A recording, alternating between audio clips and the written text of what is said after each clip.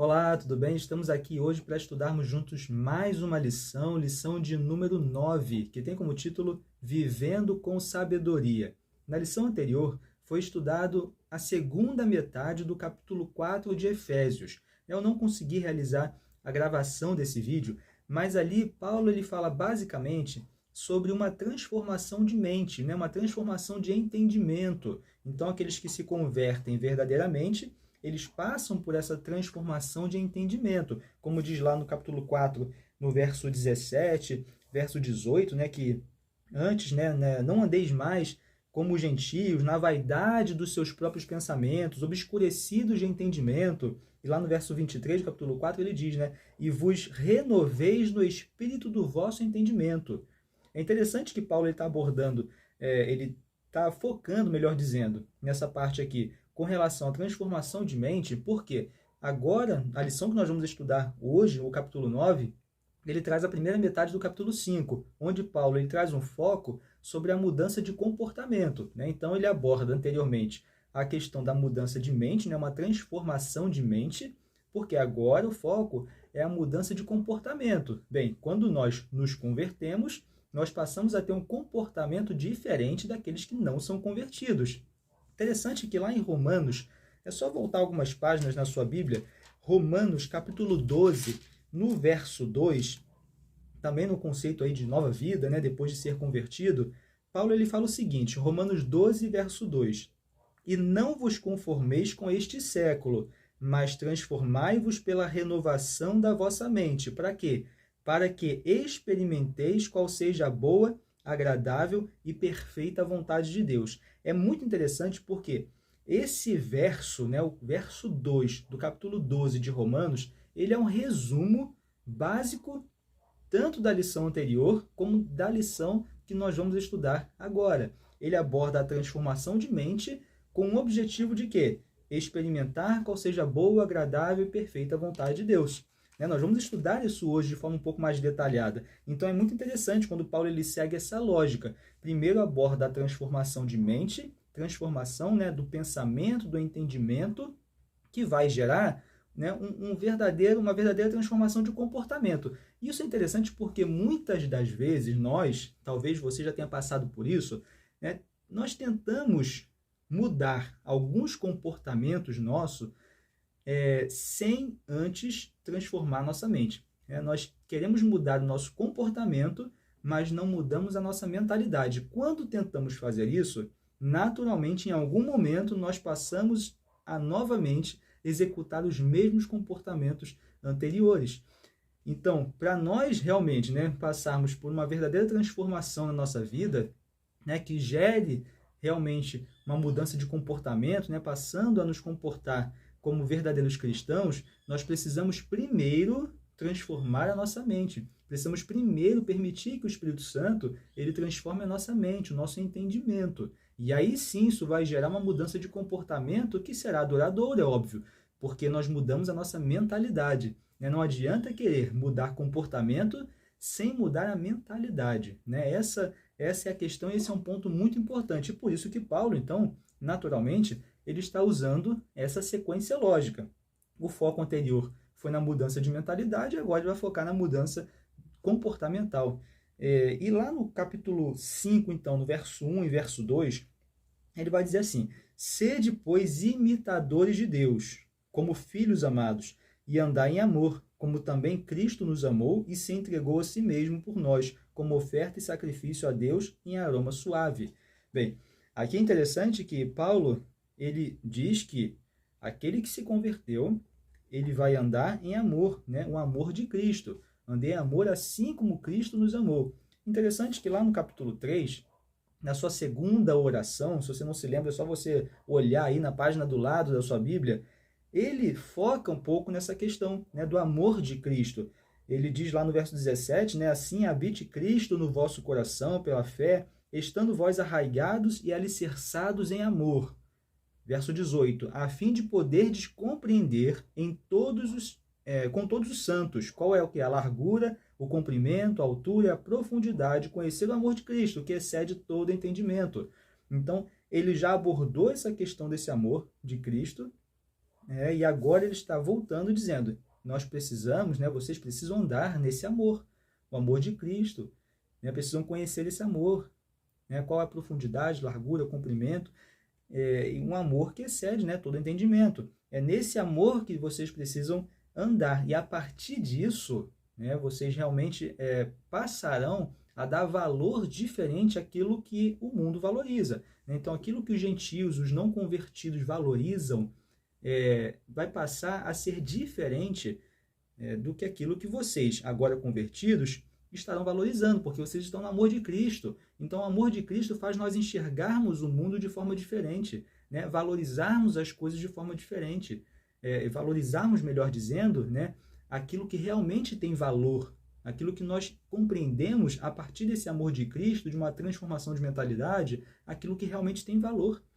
É isso que ele está dizendo. Então precisamos andar nesse amor, o amor de Cristo, que foi capaz de sacrificar a si mesmo por cada um de nós.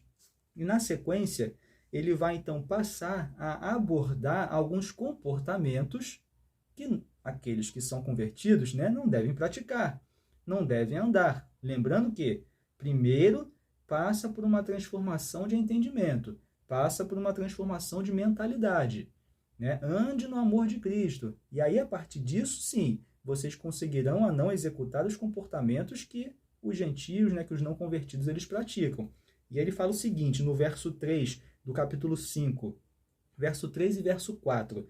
Mas a impudicícia e toda sorte de impurezas ou cobiça nem sequer se nomeia entre vós, como convém a santos, nem conversação torpe, nem palavras vãs ou chocarrices, coisas essas inconvenientes, antes, pelo contrário, ações de graças, né? Então ele vai fazendo um contraste. Não é para vocês fazerem isso, mas antes, em ações de graças. Sabei, pois, verso 5, nenhum incontinente ou impuro ou avarento que é idólatra tem herança no reino de Cristo e de Deus. É interessante que aqui no início, no verso 3, quando ele diz, né, mas a impudicícia, né, impudicícia seria aí todas as relações sexuais, né, impuras, ilícitas, de todos os tipos. E ele diz, né, então, a impudicícia e toda sorte de impurezas ou cobiça, né? Então, isso nem sequer se nomeia entre vós.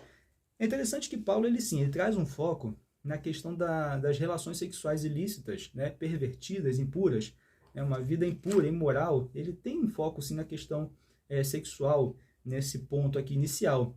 Até porque, né, era um problema naquela época, um problema muito grande. A gente vê Paulo ele falando também em outros textos da Bíblia sobre essa questão. Ele tinha essa preocupação. Por exemplo, em Coríntios, ele aborda também essa ideia. Até porque, na cidade de Corinto, né, onde nós tínhamos ali o templo da deusa Afrodite, que era a deusa do amor. E é claro que é um amor o quê? Pervertido, né? Um amor onde era praticado ali relações sexuais ilícitas, impuras de todos os tipos, né? De forma ritualística. Então, as pessoas estavam envolvidas nessas ideias. Então, por isso que Paulo lhe traz essa preocupação. Não à toa, Paulo, obviamente, ele fala até do amor de Cristo, né? Para que compreendessem a questão do amor verdadeiro, não aquele amor pregado ali pelas pessoas pagãs, pelos idólatras, né?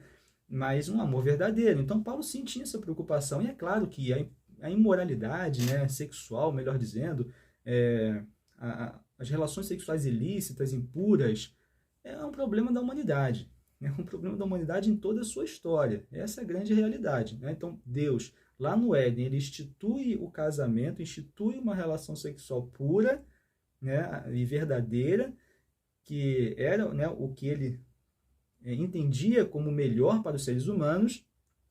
Mas depois do pecado a gente vê em todas as eras, né? E na nossa também, na nossa época também, no nosso contemporaneidade aqui, melhor falando, nós vemos também que isso é um problema que nunca acabou e nunca vai acabar.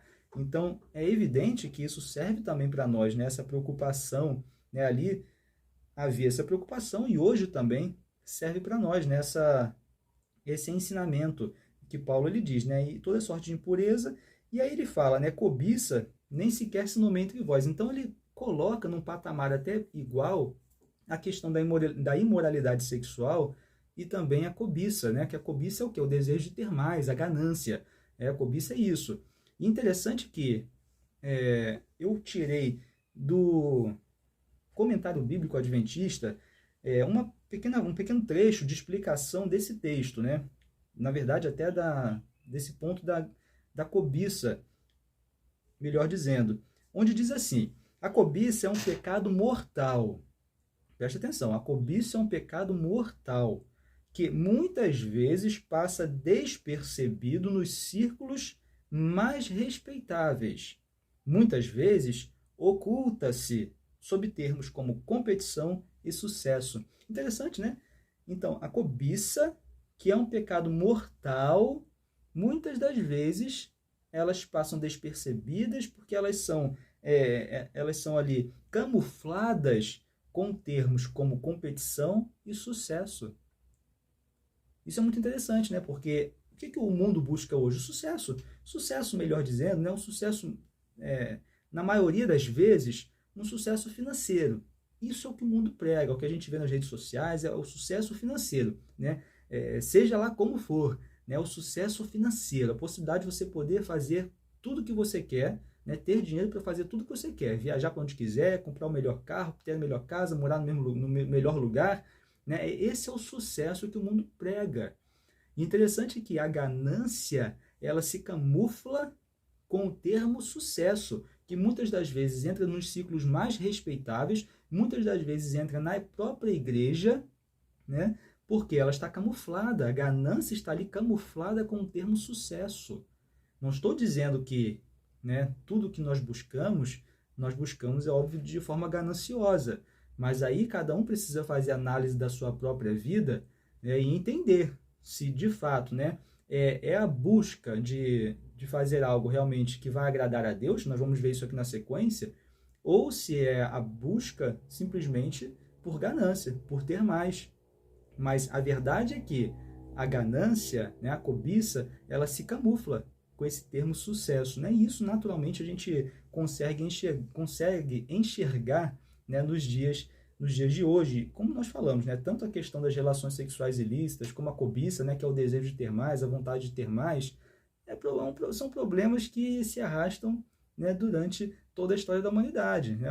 São pecados que se arrastam aí, que realmente levam muitas pessoas para o lado do pecado, né? Então nós precisamos estar atentos a isso. Paulo, ele traz um ensinamento aqui para a sua época, né? Um ensinamento que está muito vivo na nossa época, muito necessário para cada um de nós hoje, né? E aí, na sequência, lá no verso 7 ao verso 9 do capítulo 5, Paulo lhe diz então, né? Não sejais participantes com eles, pois outrora eres trevas, né? Então antes eres trevas, agora, pois, sois luz, andem como filhos da luz. E aí no verso 10, ele vai explicar o que é andar como filhos da luz. Verso 10 diz assim: provando sempre o que é agradável ao Senhor. Então, andar como filhos da luz, que é andar em oposição ao mundo, aqueles que não estão convertidos, aqueles que não se entregaram a Cristo, é andar de forma que sempre vamos buscar o que é agradável ao Senhor. O mundo, né, os não convertidos, os pagãos, os gentios, eles buscam agradar a si mesmos. Então, eles tomam as decisões da sua vida buscando agradar a si mesmos. Agora, antes vocês eram trevas, viviam dessa forma. Agora, pois, sois filhos da luz. Então, andem como filhos da luz. E os filhos da luz, eles andam em oposição a isso. Eles não buscam atender os seus próprios interesses, os seus próprios desejos, mas buscam agradar a quem? Ao Senhor. Então, é isso, né? Nós precisamos ter essa mente. Nós precisamos ter isso na nossa mente. Lembra que nós falamos no início da lição, né? Primeiro, a mudança de mente. Não vamos viver como filhos da luz se não mudarmos a nossa mentalidade, se não permitirmos que o Espírito Santo ele mude a nossa mentalidade. Não vamos mudar o nosso comportamento antes de mudar o quê? A nossa mente, o nosso pensamento, o nosso entendimento. E aí, interessante que, para eu viver de forma que agrade ao Senhor, o que eu preciso? O verso 17 ele vai dizer: por esta razão não vos torneis insensatos, mas procurai compreender qual é a vontade do Senhor. Então, para agradar ao Senhor, para viver de forma que agrade ao Senhor, eu preciso compreender o quê? Qual é a sua vontade. Não tem como eu agradar alguém sem eu saber qual é o desejo, o que aquela pessoa gosta. Não tem como eu querer agradar uma pessoa sem saber o que ela gosta. Eu corro sérios riscos de não agradá-la.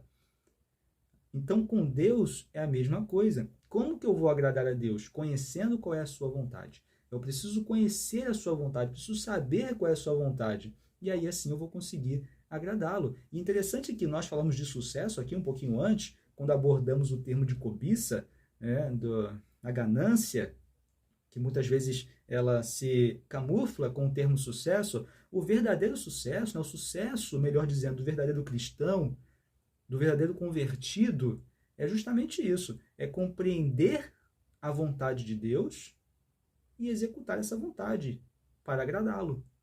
Esse é o sucesso do cristão, né? Esse é o verdadeiro sucesso, compreender a vontade de Deus, compreender a vontade do Senhor e executar a sua vontade para agradá-lo. É claro, nós fazemos isso naturalmente quando temos uma mudança de mente, porque nós entendemos que o amor de Deus foi tão grande por nós, né, que nós queremos responder esse amor naturalmente, justamente agradando a Ele. É natural quando nós nos convertemos e entendemos, né, o grande amor que Deus nos mostrou enviando seu próprio Filho para morrer por cada um de nós. E é interessante que, dentro desse contexto, né, Paulo, ele sempre, em alguns momentos, né, nós vimos nas lições anteriores, que ele usa o corpo como uma analogia para poder falar da igreja, né, como um corpo de Cristo, tendo Cristo como cabeça. E, por exemplo, né, na minha cabeça aqui, Daniel, ser humano, aqui está concentrado, né, uma concentração imensa, né, de nervos, e aqui é o centro de comando. É o centro que sai os comandos para o meu corpo, então, executar determinadas ações. Então, se eu quiser que a minha mão ela feche, eu quero que ela feche, ela obedeceu. Né? Aqui lancei o comando, e ela simplesmente obedeceu. Ela não fica me questionando. Não vou fechar não, vou ficar aberta, porque eu prefiro ficar aberta. Não, ela simplesmente obedece. Ela simplesmente obedece. Então, o centro de comando passa a informação e a minha mão, então, ela fecha, porque o centro de comando assim o quis. Então, a minha mão agrada, digamos assim, né, a esse centro de comando naturalmente, sem questionar. Interessante que a igreja, como corpo de Cristo, né, nós precisamos ter esses ensinamentos, por quê? Porque Deus, ele nos dotou da capacidade de razão, da capacidade do raciocínio. Então, Cristo é o cabeça da igreja. Cristo é o centro de comando desse corpo que é a igreja. Mas os membros da igreja, eles são dotados de razão, de raciocínio, de questionamentos, né? Então, nós precisamos entender que quando decidimos fazer parte do corpo de Cristo, nós simplesmente temos que obedecer o centro de comando que é Cristo, porque confiamos nele, porque sabemos que ele entende, na sua infinita sabedoria, o que é melhor para cada um de nós, o que é melhor para que a igreja ela possa se desenvolver nesse mundo, né? E executar, é claro, a sua missão de levar o evangelho a todo mundo. Então, nós precisamos ter, né, essa lição, porque por sermos dotados de razão, nós podemos decidir fazer ou não aquilo que o centro de comando, que é Cristo, ele manda. Mas nós precisamos confiar nele, mesmo que às vezes achemos que aquela orientação parece que não é a melhor, talvez no nosso entendimento, mas nós precisamos obedecer, sem questionar, a partir do momento que decidimos fazer parte do corpo de Cristo.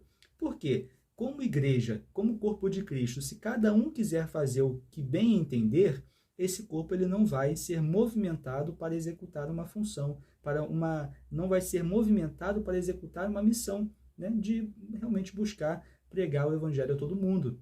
Esse corpo vai ficar cada um tentando ir para um lado e ele não vai se desenvolver, ele não vai executar a sua missão. Então precisamos obedecer o centro de comando, né? Mas precisamos entender então qual é a vontade de Cristo e executar, né, essa sua vontade em busca de quê? De andar como filhos da luz, que buscam justamente agradar ao Senhor. Né? Então que possamos verdadeiramente ter uma mudança, né, uma transformação de mente, para que possamos então ter essa mudança de comportamento.